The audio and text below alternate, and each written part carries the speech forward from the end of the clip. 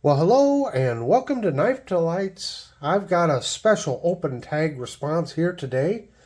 Open tag by That Pocket Knife Guy, and he wanted to see our fifth pocket knives. Now, before we go any further, make sure and go over and check out That Pocket Knife Guy's channel. Subscribe. Some great content over there, and this is a wonderful open tag, and I'm very excited to be able to participate, even though I'm a little bit late on it. But anyway, fifth pocket knives. Well, I've got many of them, and I've got some pretty fancy ones, some case ones with modern covers and all this and that. But I just wanted to go back in time and show some of these knives that just don't get a lot of love here on the channel. Most of them have been on the channel, but they kind of get put up, and so I thought I'd dig out some of these and show some from some companies you may not have seen or heard of before. So the concept of the fifth pocket knife is simple. It's just a small pocket knife you put in the fifth pocket of your jeans. Use it as a spare knife, or actually, if they're kind of like a gentleman's knife in some ways. If you're wearing slacks or suit pants or something, you can't have a big heavy knife in your pocket. You get a little small knife that we would consider a fifth pocket knife, just to have something with you. And these used to be quite popular years ago. People that worked in offices, a lot of people used to wear suit and tie to offices back in the day. Were a lot more casual than what we used to be. So also with the fifth pocket knives, they might have what we would refer to as a gentleman's knife or a grooming knife or something like that. So anyway, these were very popular, and that's why I just wanted to show some from years gone past. So where should we start? Oh, here's a quintessential fifth pocket knife. Look at this little guy. This is from Colonial. It's just a two-bladed jackknife. Look at that. Still in excellent condition.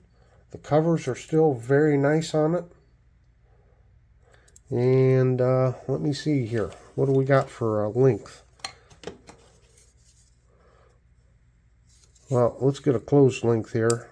The blade is about 1.5 inches. Get this closed up. So yeah, got an overall length of about 1 3/4 inches, somewhere in there, or 2 inches, just under 2 inches. But anyway, this could also be considered a watch fob knife. If gentlemen used to wear a vest, and they'd have their pocket watch fob through the buttonhole of their vest, and they would put this on their watch fob, so they could poke this through the hole, their buttonhole first, so this was on the back side of their vest, and that would help stop pickpockets, because it was harder to pull this through their vest if someone tried to steal their pocket watch. So anyway, we'll just start off with this nice little feller here. Nice little Colonial. And I'm sorry, I've got to have my little sheets here. This is how I store a lot of my knives. Just put them in here so I can keep the information on them, because it's hard to remember all this information. Now, here is just a little two-bladed jackknife. And this was by Hibbard, Spencer, and Bartlett, which was a hardware store in Chicago back in the day. And it's about the size of a peanut. It's not a peanut because the dog leg comes down instead of up. But yeah, just a nice little, again, these used to be so popular. A lot of gentlemen just carried a little pocket knife like that. Okay, speaking of peanuts, I've got a couple here. And this one is an Ulster. And you can see, again, the dog leg goes up instead of down. That's what makes it a peanut. So, this, I bought this in an antique store. This is when I first started collecting. And I had a whole handful of knives, and I put some of them back, and I probably maybe should have put this back because it's missing one of the blades. But I'm so happy to have it because even with only one blade, oh man, it's still just a beauty of a little knife. Ulster knife, USA, I think that says. Look at, oh, I just love this little guy. I wish the other blade was in there. Oh well. Got another peanut here, and this is a Craftsman. Sears Craftsman. Model, what is that? 95041. And 1927. That's when Craftsman tools first came out, I believe. That's what that blade etch is. So yeah, just another little wonderful knife. Got the easy out there, easy opening. Okay, we'll move along here. We've got us a Camillus. And again, a pen knife. And pen knives were quite popular. Look at that. Look at that nice long nail pull on there. And I always love that swedge that Camillus put on their blades. And this is a Model 40. Model 40 pen knife. Yep. They carry them in their fifth pocket just so they had something to open packages or cut string and things like that. Let's see, there was the Craftsman. Here's a Imperial pen knife. No, I'm sorry. An Imperial two-bladed jackknife. Just a sweet, sweet little knife here. Yeah. And let's see, we've shown that. Now here's an old one, and I don't know what year it's from, but this is from Cattaraugus Cutlery. Pen knife. But just look at those covers. Just beautiful. Handle material.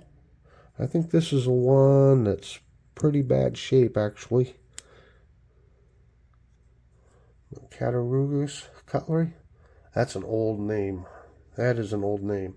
There's a little pen blade here. Oh, maybe this one's in better shape than what I thought. But yeah, nice and thin. Again, a couple little blades there for cutting strings off clothing or doing whatever with. Little chores. Here's one, and I think this one is unnamed. And it's one I got to get cleaned up. And I bought this a couple years ago, and I set it aside. Never got it cleaned up. But look at the easy outs there. Looks like there used to be a bail on it.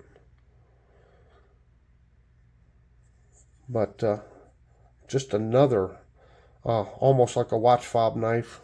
Kind of like this one here. Yeah. So yeah, I just wanted to show these because these little knives used to be very popular. Here's one here.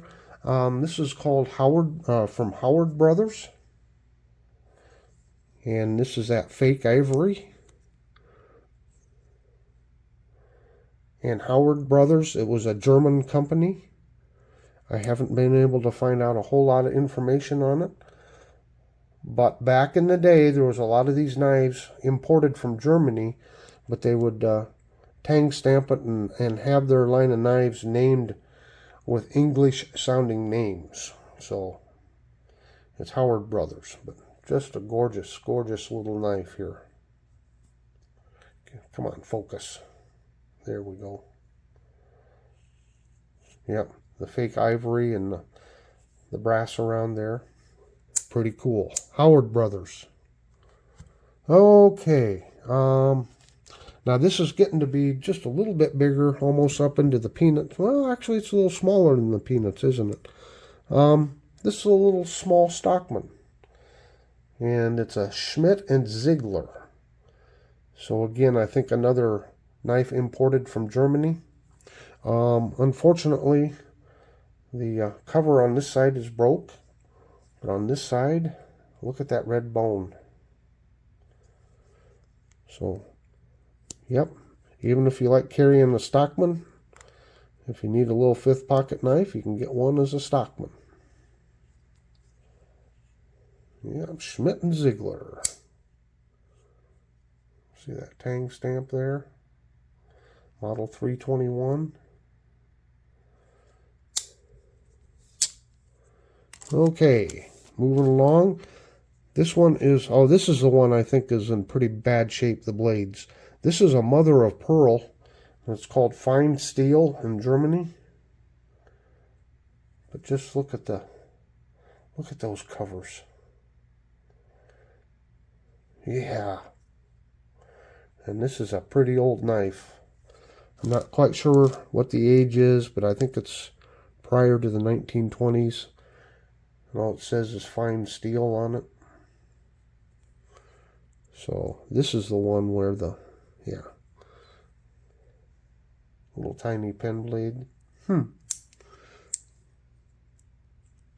This one's in bad shape. It's got some wiggle to it here. I'll set that aside. We'll get that fixed up here in a minute. Okay.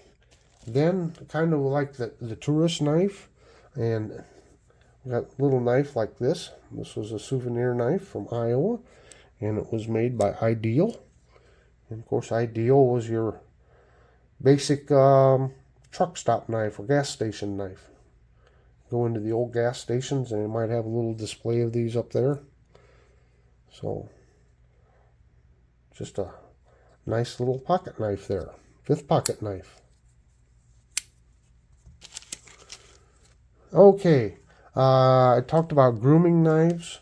Here's a fine example of a grooming knife. And this one, it does say it's made in Japan.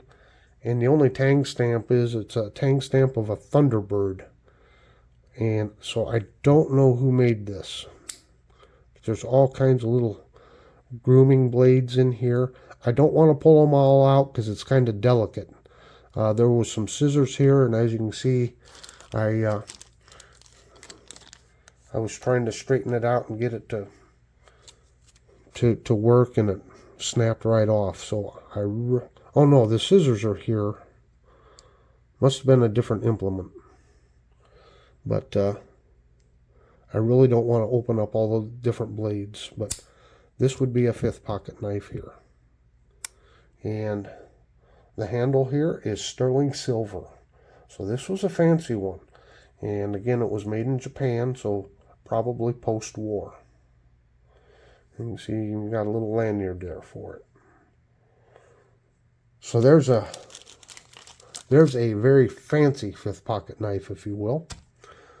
Okay, something bigger, and we're pushing the boundaries on 5th pocket with this one. But this is, if you are looking for a lockback, there's all kinds of lockbacks that are very small. And even though this one might be a little too big to be considered 5th pocket, it's stretching the limits. When I was digging through my knives, I saw this and I had to show it. This was a gift from Randy at Randy's WSG. He was always so generous to me. But this is a Puma Model 255. It's the Corporal.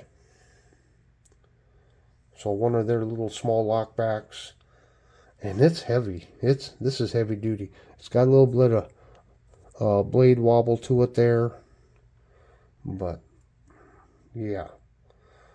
So, again, pushing the limits on that one. I don't know if we could consider this a 5th pocket or not. Again, because of this, that might make it too big to fit down in your 5th pocket. But it could very well be one. And this was by Providence Cutlery. And back in the day, before plastic bottles and twist-off caps and all this and that, you actually had to, this isn't a cap lifter, this is actually to poke a hole. You didn't have any opening tabs or anything on your cans. So if you're going on a picnic or trying to have a beer after work or just whatever, you had to have a way to actually open your can. So it's a can opener and not a cap lifter. So, I don't know. Again, that might be carried as a 5th pocket. Because you got to have a way to open your cans. And then another one here, and this was a gift from John over at J.O. Ventures. And just wanted to give it a little love here on the channel. Again, it's maybe pushing the limits of a fifth pocket knife, but it's close. But this is an Elk Ridge Lockback. And there it is. ER 1258, I think it is 1255, stainless steel. You can buy, little knives like this very inexpensively. Very inexpensively, and they're handy to have as a little backup knife in your fifth pocket. Another advantage to these, again, as backup knives is if you're out hiking, camping, and weight is a problem, and your, ounces make pounds, you have your main big knife, if you will, your big hunting knife with you and this and that. You can always throw a little small lightweight knife like this in one of the pockets on your backpack or in your fifth pocket or something. You're not adding a lot of weight, but you've got a spare knife. So anyway, I hope you've enjoyed this look at some fifth pocket knives from back in the day, a blast from the past. I really enjoy collecting these old vintage knives. They're just a blast, and to learn about the different knife companies and that. So I have a lot of fun with it. I hope you've enjoyed it. Thanks once again to That Pocket Knife Guy for an excellent open tag. And until next time, have a very delightful day.